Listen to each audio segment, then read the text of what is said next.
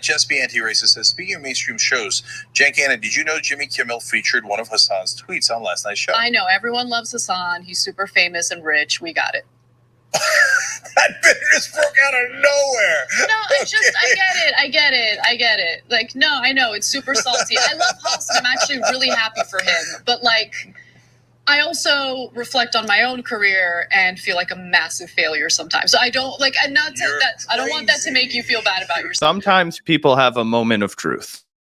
Yeah. And if this is from 2021 and it's not related to them recently being called out by Hasan, that almost makes it even weirder, because it's like, why are you guys, where's this coming from? Where's this weird bitterness coming from? Anna's here saying, like, I feel like a failure sometimes in my career seeing how big Hasan is. It's like, Hasan is the biggest streamer in the leftist online media space, the single biggest online left-wing streamer. If you're gonna, like, no one can compare yourself to that. You can't compare yourself to the biggest in your field, because obviously you're never gonna be the biggest in your field unless you literally are that person. So I just think it's ridiculous for someone who's the co-host of the biggest online progressive media platform, and she's still jealous about the fact that Hasan is even bigger. It's just crazy. She's made it so far in her career. She's made it so far in her space, way farther than any of us will ever hope to make it. And it's still not enough. She's still just oozing jealousy towards Cenk's nephew. Yeah, clearly, she's a little butthurt by the fact that, she feels like she's been putting in the hours longer. But really, dude, Hasan Piker, he was early enough into the Twitch world and putting in like fucking 10-hour days and figuring out how to be funny and stay attentive and build an audience in a community throughout all that time. Even Destiny, who fucking hates Hasan, when he was on Lex Fridman's podcast, Lex made him say something positive about Hasan. And he was like, well, you know what? Here's one thing that he was like, I can't say anything positive about the rhetoric that comes out of his mouth or any of his fucking policy positions. But nobody can take away from that guy the fact that he fucking ground it out. Like, he was there 10 hours every single fucking day working. And I know everybody's like, oh, you're just sitting in a chair. Bro, it's exhausting to sit in this chair and try and entertain people for 10 hours a day every single day and get your channel off the ground and not get burnt out and not quit and not, dude, it's a fucking grind. Otherwise, just fucking everybody would do it. And also, he has a natural charisma to him. He had a vibe. He had an aesthetic. And of course, he got a bump start by the fact that he'd been able to make appearances on the Young Turks, but he definitely capitalized on it. But yeah, it's always weird when people can't handle their homies being successful, or like colleagues or whatever. And I don't know. It tells you a lot about a person, right?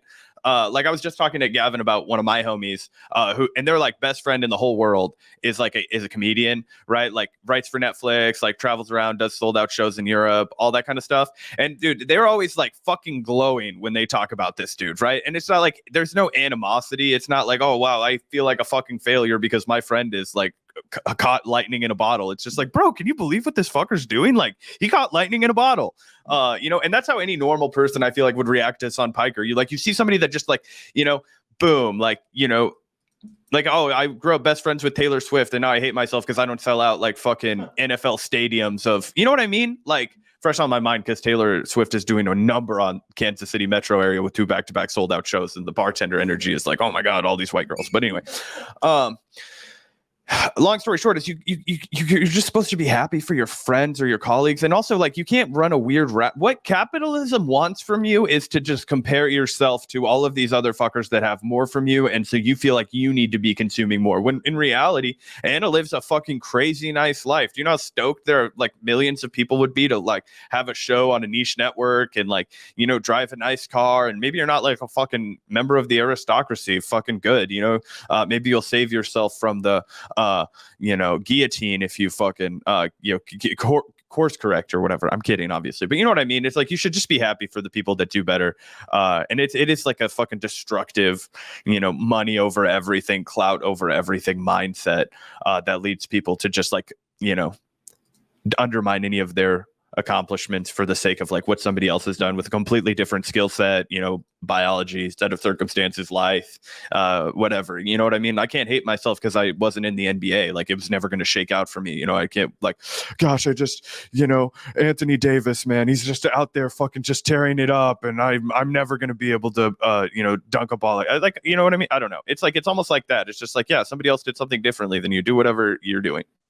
I don't want that to make you feel bad about yourself. I'm not able to. You think the fucking New Yorker is gonna write a fucking glowing profile about me? Are you fucking kidding me? No, of course not. Of course, like, anyway, I guess I do care a little bit about it. Yeah, apparently. Like, oh yeah.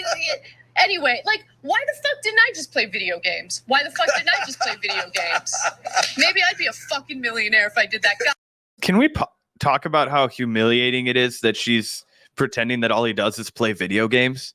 Like, maybe I should just talk maybe I should just talk out of my fucking ass in front of a camera. Then I'll be Ana Kasparian. Then I'll be Cenk Uygur. Maybe I should just run my fucking mouth. It's basically what she's doing. But she has no self-awareness, so she can't understand that it would be just as easy to do that to, you know, demean and belittle her profession. Right. And also, it's not like Hasan just plays video games. Trust me, lots of people, some people that I know have been like, hey, you know, I'll just hop on Twitch, start doing what I already do, which is play video games all day. And then all of a sudden I'll have a career. I'm like, it's not that fucking easy. You do have to have some level of talent on the mic. You have to be funny. You have to be like charismatic and confident and all that stuff. It's literally way harder than just playing video games. Like I said, if it was that easy, then every single fucking gamer in the world would be a successful Twitch streamer. Hasan's success is not due to the fact that he plays video games. It's due to the fact that he's confident, he's funny, he's charismatic, he makes good points. Whether you agree with Hasan is a different question, but I think we can all agree that the guy is good at what he does. He's a charismatic host. So yeah, it's pretty crazy for Ana to just reduce him down to some fucking gamer in his mom's basement or something. Like, the fuck are you talking about? Also, it's hilarious that she says, I'll never have a glowing New Yorker profile written about me. I remember when Ana Kasparian was featured on Forbes 30 under 30, like around the 2016 election or so. She got like a glowing write-up in Forbes as like one of the most ambitious, hottest names rising in media or something like that. So to act like you've never gotten any glowing coverage from the mainstream media is also just inaccurate and ridiculous. But yeah, just completely unhinged. God damn it.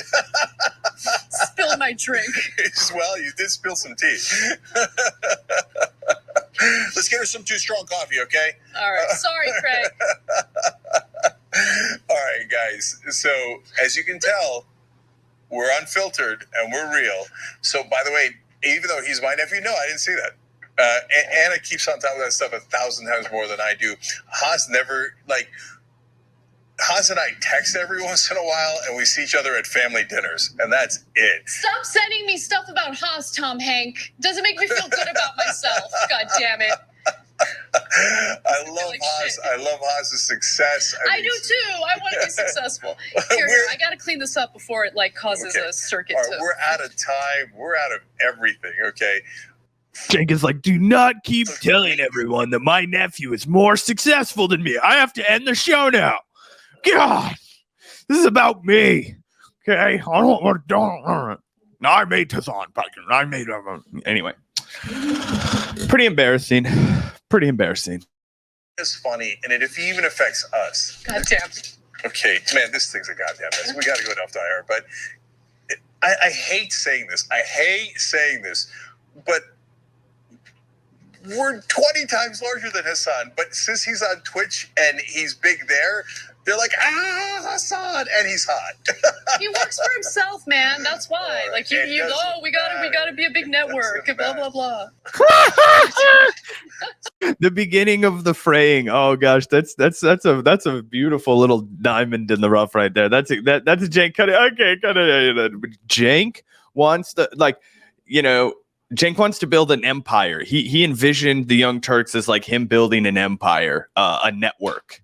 Right. Whereas Hasan was like, I don't know, dude. I think people will just be cool if I just do my own thing in my bedroom. And like, I don't really want to, grow beyond that. Like, I'll grow my numbers, but I'm not going to grow my studio. You know, I might start a different podcast now that I'm rich and I can build a nice studio. But as far as it's just going to be like, you know, different collectible memorabilia that I definitely couldn't have afforded if I was poor.